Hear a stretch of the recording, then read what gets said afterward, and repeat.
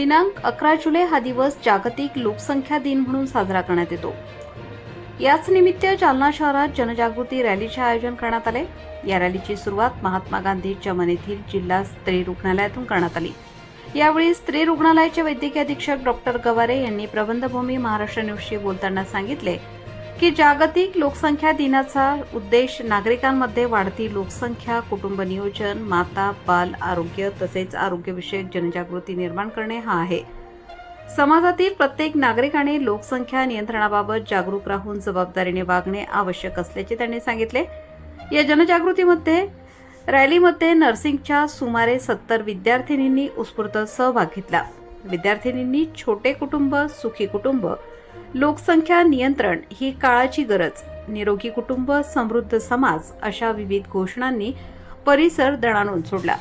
रॅलीद्वारे नागरिकांना कुटुंब नियोजन, महिला आरोग्य आणि लोकसंख्या स्थिरीकरणाबाबत जागरूक करण्याचा संदेश देण्यात आला। या उपक्रमाचे नागरिकांनीही स्वागत करत विद्यार्थिनींच्या जनजागृती मोहिमेचे कौतुक केले। यावेळी अनेक डॉक्टर व कर्मचारी उपस्थित होते। प्रबंधभूमी महाराष्ट्र न्यूजसाठी प्रतिनिधी सुनील भारती, जालना। दिनानिमित्त छोटे कुटुंब सुखी कुटुंब हा सर्वांनाच आम्ही संदेश देणार आहोत। त्याबद्दल ही आपली रॅली इथून चमन वुमन्स हॉस्पिटलपासून निघत आहे।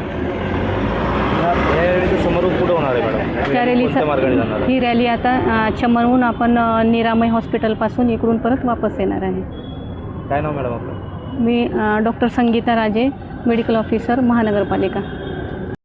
जिल्हा सामान्य रुग्णालयात आज लोकसंख्या दिनानिमित्त रॅली निघाली आहे, काय सांगाल? आज 11 जुलै म्हणजे जागतिक लोकसंख्या दिनानिमित्त तालुका आरोग्य अधिकारी कार्यालय जालना आणि जिल्हा स्त्री रुग्णालय जालनाच्या वतीने नर्सिंग कॉलेजचे विद्यार्थिनी आणि आरोग्य कर्मचारी यांची रॅली काढण्यात येईल। रॅलीचा उद्देश हा लोकसंख्या वाढीबाबत समाजात जे काही प्रॉब्लेम होत आहेत, उदाहरणार्थ लोकसंख्या वाढीमुळे ज्या वेगवेगळ्या अडचणींना आपल्याला सामना करावा लागत आहे त्याबाबत जागृती करणे, लोकसंख्या नियंत्रणात आणण्यासाठी ज्या काही पद्धती आहेत त्याबाबत प्रसार करणे आणि रॅलीच्या माध्यमातून लोकसंख्या नियंत्रणाबाबत अंमलबजावणी करणे हा या पाठीमागील मुख्य उद्देश आहे।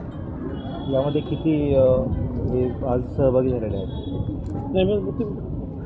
यामध्ये 70 नर्सिंग कॉलेजचे विद्यार्थिनी आणि आरोग्य कर्मचारी या ठिकाणी सहभागी झालेले आहेत।